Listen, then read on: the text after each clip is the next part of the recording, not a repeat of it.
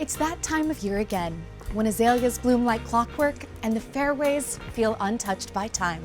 Where green and white aren't just colors, they're a symbol of April's long-awaited arrival. A passage through timeless style, endless charm, a pure expression of the masters in every possible way. The living tapestry of tradition on these hallowed grounds comes alive. Under the green and white, the world simply slows down. And we remember why this place and this tournament, well, it never gets old. And that reminds me, our first guest is about to arrive. See you under the umbrellas.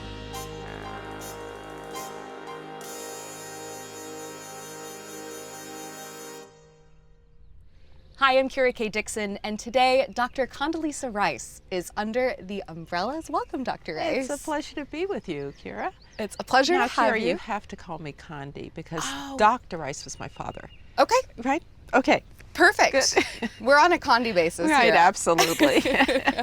Well, Condi, usually this umbrella is at Augusta National, but in honor of the Augusta National Women's Amateur, we've moved it here to Champions Retreat, where the first two rounds of the Augusta National Women's Amateur are being played. Can you believe that you're about to crown the 7th winner? It is so hard to believe, Kira. I remember being here for the very first tournament and thinking, oh, this is such a great experience. But I don't think any of us thought it was going to become the deal that it has become. I think it really is now kind of the premier amateur opportunity for women because they play here, they play a couple of rounds, and then they get to go over and play Augusta National. And I just think that it's really a special event for them. And for us, it's so great to see these young women and how really good they are. Speaking of women that are so good at golf that are in the field, of course you're very passionate about Stanford, and the entire Stanford Cardinal lineup is here. Right. What is so unique about that group of women? Well, it starts with the kind of young women that they are. Everybody knows how good they are on the golf course, and they are fantastic on the golf course. But they are also great students. They've been attentive from very early in their careers to being good both in the classroom and on the course. That takes tremendous discipline because to have the kind of time management that allows you to practice and still get your work done, they're really impressive. And then they just have great character and they're great teammates. You know, it's not easy because golf is such an individual sport, and for elite golfers, they've all grown up being individual athletes, and now you're a part of a team. And I love the way that they pick each other up when things are perhaps not going quite as well, when they're as much as they're competitors, because to be that good, they have to be competitors. They really pull for each other. And a lot of that also is Ann Walker, who's just a fantastic coach. And I tell her all the time, Ann, you're not a coach, you're a professor. And I recognize that in you. Yeah, she does seem to always have these isms for them, and the philosophy that she brings to, you know, they're not just golfers, they've got full lives outside of the golf course, and she totally embraces that. And they can see it because they also know that golfers who've passed through Stanford are doing very, very well. Some of them played on tour, others went and got master's degrees in business, others went and got law degrees. And so they see the full range of what's possible if you leverage this moment in your golfing career to do well on the course and in the classroom. Can we talk about your golf game? Sure. That's the most hard-hitting question. How's your game? It's a little rusty right now because I spent the entire month of January chasing the Denver Broncos. I'm a limited owner in the Denver Broncos along with the Walton Penner Group. And so we were in the playoffs, and I went every weekend to Denver. When you go to Denver every weekend, you don't actually get to pick up in January. You don't get to pick up a golf club. If you're home in Palo Alto, you might still get a chance to play. So I am really looking forward to the spring. I played in the AT&T. Yes. I had not played a round since January 12th when we teed off in February. Wow. But it went okay, and the reason it went okay was I had a great partner. Ricky Fowler was birdieing everything in sight. I just was there for support. We'll take it. Yeah, We'll take it was Good- great. Good job, Ricky. Yeah, exactly. I'm going to pick up. I'll see you on the next Right, tee. exactly. Yeah. How did you get into golf? It's really a great story for people who think it's too late, because I was a competitive figure skater as a kid. And I worked really, really hard at it, but I'm 5'8". I've got 5'10" legs. It's actually the wrong sport, but I loved it. I got up every morning at 5 o'clock. I went to the rink. And then at about 18, I thought, this is not an adult sport. You can't call somebody up and say, let's go figure skating. So my father had been a college athlete. He was a football, basketball, and tennis letterman in college. And he'd always wanted me to play tennis. So now I take up tennis, and I play that pretty seriously for a while. And the summer after I became Secretary of State, I went on vacation to the Greenbrier with my cousin. Her husband gave her golf lessons. He gave me buddy lessons so she would go. And I took to it. Well, not actually right away. It was one of those camps. The first day, they made us hit 7-iron, 7-iron, 7-iron. I thought, this is absolutely as boring as I thought it was. And then the next day, they let us hit a driver, and I found love. And so I said, while I'm secretary, if I can just get the ball going forward, when I get to California, I'll be able to play it more seriously. So that's how I got into golf, and I love it. And I tell people, if you're going to start late, there are really a couple of things that I would suggest. The first is, once you have a basic swing, try to take lessons on the course. It's a lot more fun to be out there with a pro trying to actually hit shots rather than banging balls at the range. The second thing is, try to be a good putter, because if you're a good putter, the last shot you hit is always a good shot. It's the shot that keeps you coming back. It's a shot that keeps you coming back, right? Oh, this is great advice, Condi. I really am struggling from 100 yards in, so I need to work on my putting. Well, Kira, I used to be better from 150 yards than from 50. But I've worked on my short game, and I said I don't need it to be an asset. I just need it not to be a liability. And I think now it's not a liability anymore. If I can just get to the green and I can putt, I'm happy. So how much is golf a part of your life these days? So I know you play a lot in tournaments. I know that you play socially with your friends. So how important is it to you personally and professionally? Golf is very important to me, because I've always had a sport. Since I was 6 years old, I had a sport. And I like to work out and I like to train, but I like to work out and train with a sport in mind. And so going out and trying to get better at golf, in addition to the workouts that I do to try to get better at golf, to get more explosive. We're all trying to get more explosive. And so it's a big part of my life. During the school year, it's hard to get out as much. I'm kind of a weekend player because I work. But during the summer, my very favorite thing to do is to go out when the days are long, get out around 6:30 by myself, walk 9, and hit shots. And that for me is tremendously relaxing. But it's also about the friendships. I've made just some terrific friends playing golf, and I have a couple of groups of ladies that I travel with. We've gone to Bandon Dunes, we've gone to Pebble Beach, of course. We're going to Scotland this year, so that's so amazing. that's Where are you going to play? Exciting. We're playing out near Muirfield. I'm not a golf trip planner, so I'm just leaving that. I'm leaving that to somebody else. You'll bring the energy and the vibes. I will on the bring trip. the energy and the vibes, and maybe the menu for dinner. But my golfing partners have it all planned. I can hardly wait. I'll go. Commencement is the weekend of the second weekend in June, and the Tuesday after that, I'll hop on a plane. Bye. Yeah, exactly. Love you, Stanford, but bye. Right. Well, everything that you just described is kind of the magic of golf. Yeah. And speaking of that magic, when you see this umbrella and the imagery and what it means, what are the emotions that it evokes when it comes to this time of year? Well, this time of year is Masters and now not just Masters, but a 2-week celebration of golf. Because with the women's amateur now, and then I'll marshal the drive, chip, and putt. Yes, 18th I love seeing you green, out there. Right? And then we'll roll into in my heart, the greatest tournament in golfing history, the Masters. And so it's this wonderful 2 weeks when we get to celebrate golf. We get to celebrate the excellence of the people who put on this tournament, and it's not just the people that you'll see in the green jackets. It's all the people behind the staff, and they work so hard, and they love this moment.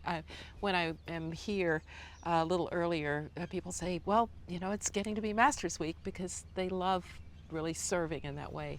And then we get to celebrate the excellence of these great athletes. And so for me, this is an emotional time. I wouldn't miss it.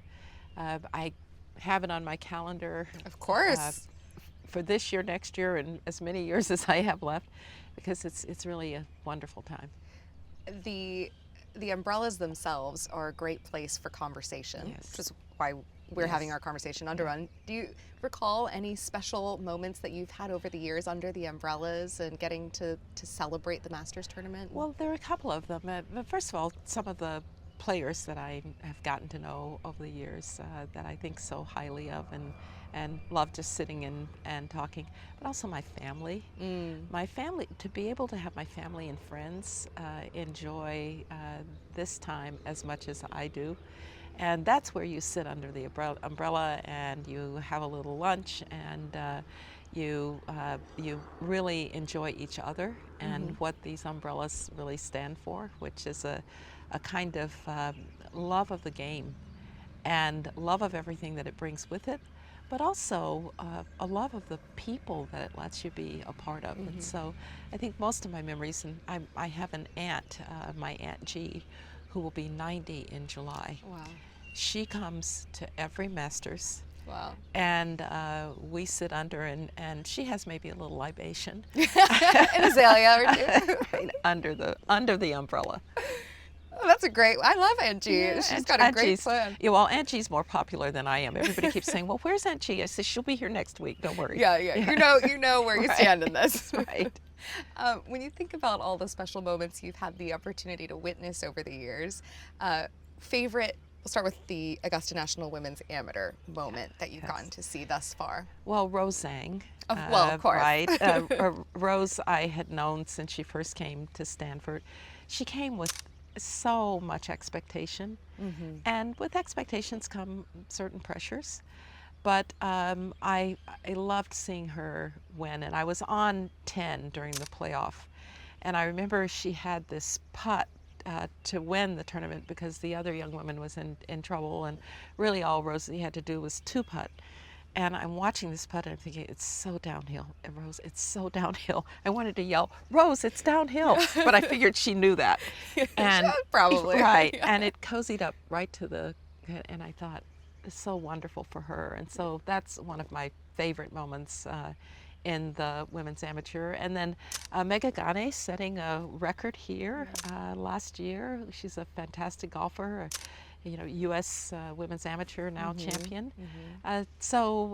Yes, the Stanford girls have provided some great moments, but maybe for everybody, watching Jennifer and Maria that first year, it set a tone for what this tournament would be, and so I'm grateful to them for that. Yeah. I wasn't here that year, but I remember so clearly standing in front of my television, watching them battle it out in such a sportsmanlike way, and it was so iconic, and I think that, as you said, set the tone for what has now become such a sought after and wonderful place. And such a wonderful place. And then I was back at my home club about a couple weeks later, and I was playing, and all of a sudden there were all these little girls, mostly with their fathers. And I could just see what had happened, because that's what would have happened to me. My father was a great athlete. My mother never picked up a ball or bat of any kind. She was a musician. That's where the music comes from. But these little girls saying, I can just say, Daddy, I want to play golf. I want to play golf, because they had watched the women's amateur. And they were out there batting the ball around. And so those are wonderful memories of what this tournament has meant, and I think what it's going to mean well into the future. Favorite Masters tournament moment? Well, Tiger in 2019. Of course, a good dear friend from Stanford. And that moment of triumph, because to come back like that was extraordinary. And then last year, seeing Rory finally win it. I don't think any of us can fully understand how the disappointment must have felt that first year when he was leading, making the turn, and it just kind of all fell apart on 10. And I do think even those of us who are just mediocre golfers recognize that downward spiral that happens. You know, you miss a putt, and all of a sudden nothing's right. And that's what happened to him that year. And to see him come back, I will say, when he put it in the water, oh I my thought, gosh, no, please no. Please no. What are we doing? What are we doing here? But yeah, I think he's a great, not just a great golfer, he's great for the game and a really good person. And so it was fun to watch him win it. I'm sure that in the various hats that you wear, you come across all sorts of people that want to bend your ear about something. They want to ask your advice. Yeah. What's the most common question people ask you for advice for the future for themselves? Well, with my students, and I'll divide it into different kinds of okay, people. There's so many categories. Yeah, so they're different. So with my students, I'll sometimes, because they're planners, you know, they want to know what they're going to be doing when they're 35. And so they'll say, so how do I get to do what you did? And they mean be Secretary of State. Yeah. And I say, well, you start as a failed piano major, and you go from there. You got to figure skate. You got to figure skate. You got to play piano, right? And do figure skating badly, piano well, but not well enough, because I want them to see that life is long, and you're going to have a lot of twists and turns. People will often ask me, you know, what about public service? Is it still worth it to do public service? Because we're not very nice to our public servants right now. We're awfully critical of anybody who does it. It's almost as if we don't recognize that you don't do public service for self-aggrandizement. You do it because you want to make the world better. And so I try to carry that message, that it's really hard. Sometimes when I read the newspaper, I think, just wish you'd been in one of those jobs just for 5 minutes. You'd see how hard it is. And then probably my least favorite thing is, could we talk about, as I'm going to the tee, could I ask you a political question? Oh, God. What do you think about? No, I really don't want to think about the North Koreans. I'd really like to think about getting this in the fairway. Yeah. Right? Yeah. Which is hard enough. Which is hard enough, yeah. Oh my goodness. Well, as you think about everything that is about to unfold over the next 14 days, what are you looking forward to the most? Oh, I'm looking forward to the tee shot on Saturday. I love watching these young women, and you know, we all know that first hole.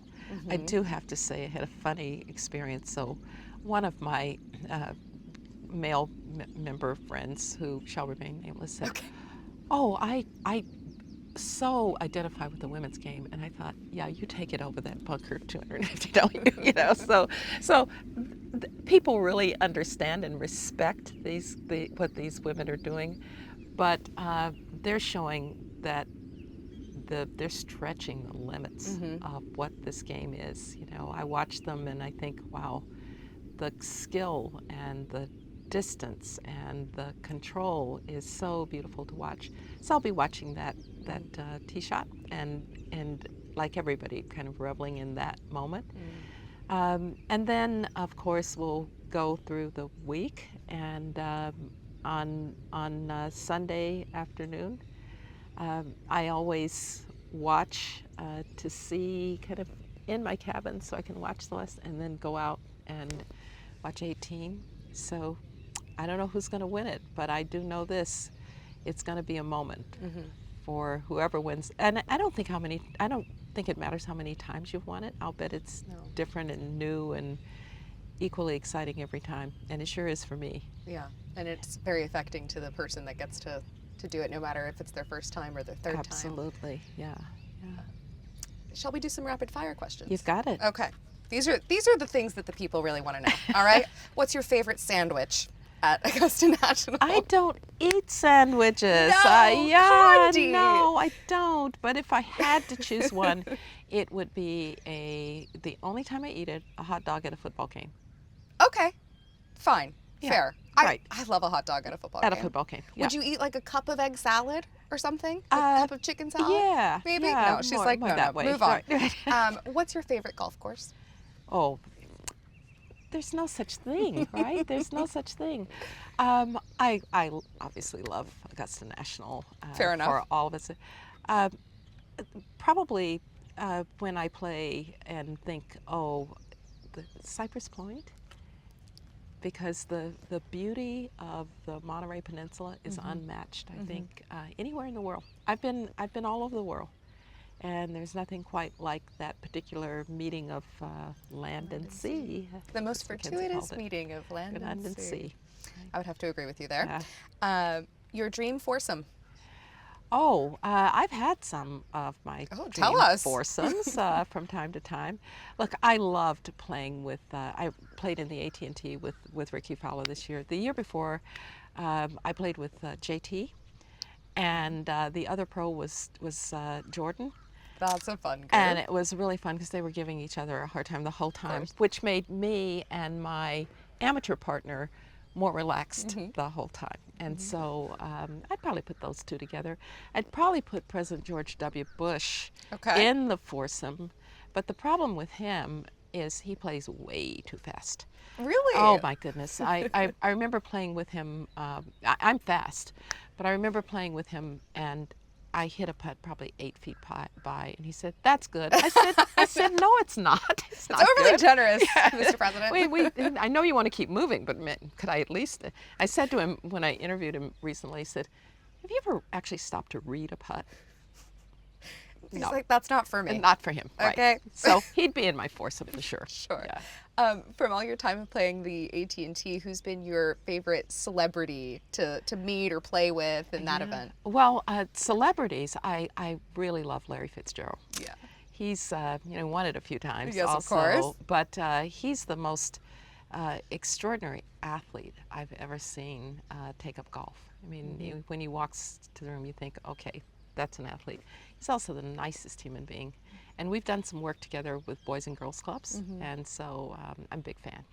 I love Larry, his story about getting into golf and realizing that it could be such a departure from his normal everyday life out in the field of play. And it's so much that way. I think the reason I took it up and stayed with it when I was secretary was that it's the ultimate transforming kind of, transporting event. You need things when you're in jobs like that. You can't think about anything else. Yeah. And playing Brahms and being on a golf course, you can't think about anything else. And so I know exactly what he means. Your best score or round played ever? My best score ever, so I've broken 80 Wow. a couple times, several times actually. So, don't downplay it. Yeah, right. So I shot 78 at Madison Club. Amazing. Which was the first time that I broke 80. That's a nice place to do it at. Yeah, and I didn't even really realize what was happening. For once, I wasn't counting, which I usually am counting. And I suddenly thought, I think if I two-putt, I don't think. Sure enough. And then you start thinking, I think I could compete in the Augusta National Women's Amateur. Exactly. I got this game. I know exactly what I'm doing. Just need to sign up for some events. Yeah, exactly. Yeah. Get a ranking number. That's right. I think I know the answer to this one, but your favorite club in the bag? Driver. Yeah. Yeah. Well, actually in putter. Driver and putter. Yeah. Everything in between is It's an just adventure. a means to an It's end. an adventure. You got to That's get right. there. And your favorite hole at Augusta National? Oh, my favorite or my best? Whatever you would like. Let's go with your best. All right. My best my best hole is usually actually 11. Okay. It plays downhill. But my actual favorite hole is 15. Why? I just think it's the kind of the quintessential hole that requires every kind of shot in the bag. You know, a good drive. I love watching the guys go for it in two, or the girls go for it in two. From there, I never can go for it in two. But it's the way Race Creek just spins around, and the bridge, and you're looking over at 16, which is such an iconic hole. So yeah, 15. Plus the fact you've just come off of 14, and probably things haven't gone that well on 14, so it's another chance on 15. It's a chance to breathe. It's a chance to breathe. Yeah. Well, Condi, this has been such a pleasure. We so appreciate you for being our very first guest this year on Under the Umbrellas, and I'm sure I'll see you around under an umbrella over the next few weeks. I'll see you under an umbrella, and we've got to go tee it up, Kira. I would love that. All And no right. casual offers. And I will be following up on that. It's a deal, and we'll negotiate strokes later. Okay, sounds good. Thank you, Condi. Thank you.